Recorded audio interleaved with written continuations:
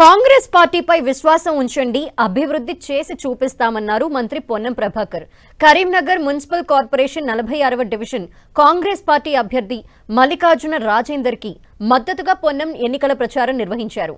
అధికారంలో ఉన్న కాంగ్రెస్ పార్టీ అభ్యర్థి మేయర్ అయితే అభివృద్ధి బాగా జరుగుతుందని ఆయన ఓటర్లకి సూచించారు. కాంగ్రెస్ అధికారంలోకి వచ్చాక కొత్త రేషన్ కార్డులు మంజూరు చేశామని, దేశంలో ఎక్కడా లేని విధంగా సన్నబియ్యం పంపిణీ చేస్తున్నామని ఆయన తెలిపారు. అందరికి రేషన్ కార్డులు ఇస్తూ దేశంలో 29 రాష్ట్రాలుంటే ఎక్కడ కూడా సన్న బియ్యం లేవు.